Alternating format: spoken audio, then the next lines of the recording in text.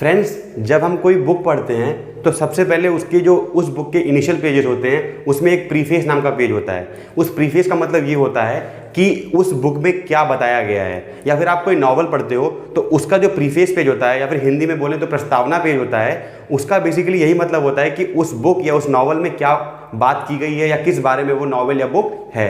इसी तरह से फ्रेंड्स, अगर आप इंडियन कॉन्स्टिट्यूशन की बात करो तो इंडियन कॉन्स्टिट्यूशन का जो प्रीफेस है उसे प्रीएम्बल बोलते हैं और उस प्रीएम्बल में बताया गया है कि जो हमारा इंडियन कॉन्स्टिट्यूशन है वो किस तरह का होने वाला है या उसमें किन चीज़ों की बात होगी या अपने लोगों को किस तरह का कॉन्स्टिट्यूशन देने की बात की गई है।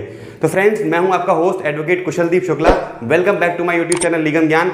आज की वीडियो में हम बात करेंगे preamble of the Indian constitution के बारे में और ये जो वीडियो है ये आपके लिए, आपके एंट्रेंसेस के लिए, जुडिशरी के लिए, आपके सेमेस्टर एग्जाम के लिए बहुत ही हेल्पफुल होने वाला है। और इस वीडियो को मैं एग्जॉस्टिव बनाने की कोशिश करूंगा ताकि प्रीएम्बल से रिलेटेड जो भी क्वेरी आपके माइंड में आए वो सारी की सारी सॉल्व हो सके।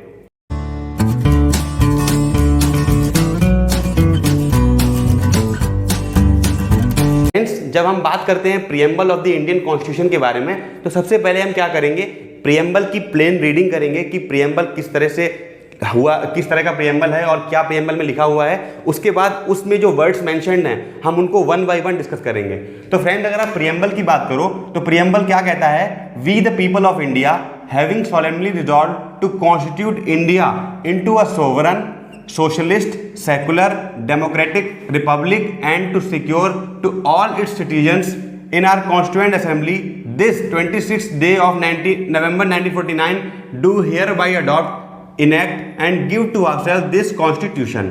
ये है फ्रेंड्स प्रीएम्बल की प्लेन रीडिंग, यानी प्रीएम्बल पूरा जो है वो इस तरह से है। अब इसमें एक एक वर्ड की अपनी एक वैल्यू है। अब उस वर्ड को हम वन बाय वन डिस्कस करेंगे। सबसे पहले शुरू करने से पहले मैं आपको एक बता दूं, ये जो लिखा है ना friends, sovereign, socialist, secular, democratic, Republic, इसका सीक्वेंस में कई बार पूछा गया। तो मैंने इसको किस तरह से याद किया था या मैं आपको एक ट्रिक बताता हूं। आप इसके जो इनिशियल वर्ड्स हैं वो ले लो, यानी कि सोव्ड, सोस, सेक्ट, डेम और क्या है रिपब्लिक, यानी कि REP, रिप। सोस, सेक्ट, डेम, रेप, ये जो है इसको आप एज इट इज अगर आप मेमोराइज कर सकते हो, क्रैम कर सकते हो, कर लीजिए।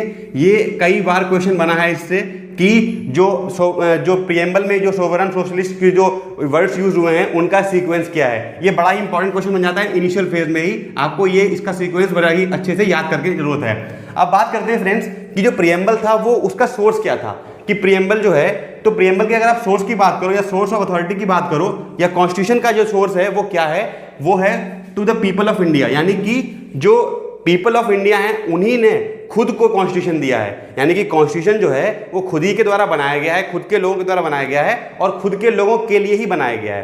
तो source of authority of constitution क्या है, the people of India itself. उसके बाद नेचर कैसा होगा इंडियन स्टेट का, यानी कि जो इंडियन कॉन्स्टिट्यूशन होगा उसका नेचर कैसा होगा, उसके बारे में भी प्रीएम्बल में बात हुई है। तो नेचर होगा डेमोक्रेटिक एंड रिपब्लिक। डेमोक्रेटिक का बेसिकली मतलब ये हुआ कि वहां पे डेमोक्रेसी रहेगी और क्या नाम, इलेक्शन से चीजें चूज होंगी।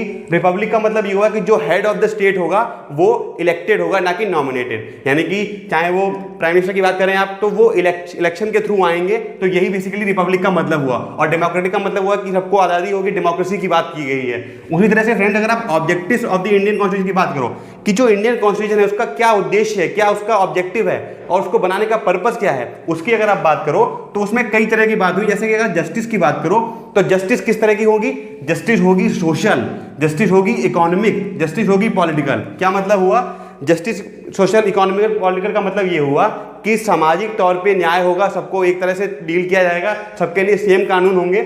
उसके बाद इकोनॉमिक जस्टिस भी होगी, ठीक है, उसी तरह से पॉलिटिकल जस्टिस भी होगी, यानी जस्टिस भी 3 तरह की होंगी। और फ्रेंड्स, ये जो चीज है ये मैं अपनी प्रीवियस वीडियो में बता चुका हूं कि सोर्स क्या था इन वर्ड्स का। तो ये लिया गया है आपका रशियन रिवॉल्यूशन से, यानी कि यूएसएसआर के रिवॉल्यूशन जो था उससे ये वर्ड्स लिए गए हैं। उसके बाद फ्रेंड, अगर लिबर्टी की बात करो तो लिबर्टी क्या होगी, लिबर्टी होगी equality and fraternity taken from the French revolution. यानी फ्रेंच रिवॉल्यूशन जो हुआ था उससे हमने कुछ इंपॉर्टेंट टर्म्स लिए और जो कि हमने अपने इंडियन कॉन्स्टिट्यूशन में इसको समाहित करने की कोशिश करी कि लिबर्टी, इक्वलिटी और fraternity of the Indian constitution ये जो होगा ठीक है फ्रेंड्स। और इसमें ये भी है कि liberty of thought, liberty of belief, liberty of faith, expression, worship, इस तरह की लिबर्टी की बात करी गई है। और फ्रेंड अगर बात करें कि एक क्वेश्चन बड़ा इंपॉर्टेंट बनता है, वो आपके जुडिशरी पॉइंट ऑफ व्यू से भी इंपॉर्टेंट हो जाता है और लॉ एंट्रेंसेस के पॉइंट ऑफ व्यू से इंपॉर्टेंट हो जाता है कि जो डिफरेंट केस लॉज में डिस्कस किया गया कि जो प्रीएम्बल है वो पार्ट ऑफ द कॉन्स्टिट्यूशन है या नहीं, तो उसकी भी हम बात करेंगे। पहली बात तो ये है कि अगर आप कंक्लूसिव तरह से देखो तो preamble is a part of constitution but it is not a source और limitation of power to legislature and non justiciable. ये नॉन जस्टिसिएबल है, ये सोर्स नहीं है, बट हाँ it is a part of the constitution. अब बात करते हैं कि रिलेटेड केसेस कौन कौन से थे जो इंपॉर्टेंट लैंडमार्क केसेस थे, यानी कि अगर प्रीएम्बल को आप एग्जॉस्टिवली देखो तो इससे कई सारे क्वेश्चन बनते हैं। 3-4 क्वेश्चन आपके पॉलिटी और कॉन्स्टिट्यूशन में घुमा फिरा के इससे पूछ लेता है, तो ये आपके लिए लेक्चर बहुत ही इंपॉर्टेंट होने वाला है। इसी तरह से फ्रेंड्स अगर जो बेरोबारी यूनियन केस था उसमें क्या वो हेल्ड किया गया था कि preamble is not a part of constitution. आपको ये याद रखना है कि किस केस में क्या हेल्ड हुआ था, तो इसमें ये हेल्ड हुआ था कि preamble is not the part of constitution. इसी तरह से फ्रेंड्स जो केशवानंद भारती केस है ये बहुत ही इंपॉर्टेंट लैंडमार्क केस है। इसका नाम, इसमें क्या हेल्ड किया गया, इसमें कितने बेंच जजेस की बेंच थी ये भी आपको याद रखना है। 13 जजेस की बेंच थी, हाईएस्ट जजेस बेंच थी अब तक की। तो इसमें ये हेल्ड किया गया, इसमें बेसिक स्ट्रक्चर थ्योरी दी गई थी और ये हेल्ड किया गया कि प्रीएम्बल जो है वो इंडियन कॉन्स्टिट्यूशन का पार्ट है, it is the part of the Indian constitution and जो अमेंडमेंट है वो हो सकता है कॉन्स्टिट्यूशन का, बट इसका जो बेसिक स्ट्रक्चर है वो बदलना नहीं चाहिए।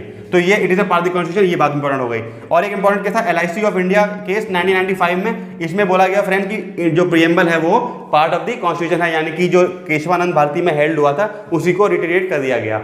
अब बात करते हैं फ्रेंड्स कि जो इंपॉर्टेंट सबसे केस है वो मैंने आपको पहले बता दिया कि अमेंडमेंट से रिलेटेड जो है वो केशवानंद भारती है, जिसमें बोला गया कि preamble can be amended under article 368 and no amendment is done to the basic features. यानी क्या हुआ फ्रेंड्स कि प्रीएम्बल जो है उसको अमेंड भी किया जा सकता है, मगर जो बेसिक फीचर्स है यानी कि बेसिक स्ट्रक्चर की जो फीचर्स हैं वो चेंज नहीं किए जाएंगे, वो अमेंड नहीं किए जाएंगे। इस तरह से फ्रेंड्स अगर आप बात करो कि अमेंडमेंट कितनी बार हुआ है प्रीएम्बल में, तो अब तक की फ्रेंड्स सिर्फ एक बार अमेंडमेंट हुआ है जो कि हुआ है 42nd अमेंडमेंट 1976 के थ्रू। ये अमेंडमेंट का नाम भी बड़ा इंपॉर्टेंट है, ईयर भी बहुत इंपॉर्टेंट है, और कितनी बार अमेंड हुआ है प्रीएम्बल ये भी बात बड़ी इंपॉर्टेंट है। तो अमेंडमेंट सिर्फ एक बार अमेंड हुआ है, प्रीएम्बल सिर्फ एक बार अमेंड हुआ है, और उसमें कुछ इंपॉर्टेंट टर्म्स जोड़ दी गई प्रीएम्बल में जो कि थी सोशलिस्ट, सेकुलर और इंटीग्रिटी। ये जो आपकी सोशलिस्ट, सेकुलर, इंटीग्रिटी जो टर्म्स हैं ये 42nd अमेंडमेंट के थ्रू आई थी प्रीएम्बल में। इसके कई सारे क्वेश्चन बनते हैं कि कौन सी टर्म्स यूज हुई, कब यूज हुई और किस अमेंडमेंट के थ्रू ऐड हुई। उसके बाद फ्रेंड्स 2 टाइप ऑफ डेमोक्रेसी होती है। क्या फ्रेंड्स? एक डायरेक्ट डेमोक्रेसी होती है, एक इनडायरेक्ट डेमोक्रेसी होती है। इंडिया जो है वो इनडायरेक्ट डेमोक्रेसी है और यहाँ पे पार्लियामेंट्री फॉर्म है, ये भी एक इंपॉर्टेंट क्वेश्चन बन जाता है। तो यहाँ तक फ्रेंड्स हमने प्रीएम्बल से रिलेटेड जो भी क्वेरीज आपके माइंड में आ सकती हैं या जो भी इंपॉर्टेंट क्वेश्चन बन सकते हैं प्रीएम्बल से रिलेटेड वो हमने डिस्कस कर लिए हैं। तो आई होप आपकी वीडियो अच्छी लगी होगी, इन्फॉर्मेटिव लगी होगी। अगर आपको ये वीडियो अच्छी लगी हो तो please like, share and subscribe to your friends, और मेरे चैनल जो लीगल ज्ञान है उसको सब्सक्राइब कर लीजिए ताकि आपको इस तरह की इन्फॉर्मेटिव वीडियो मिलती रहें। Thank you so much, have a nice day. Thanks, friend.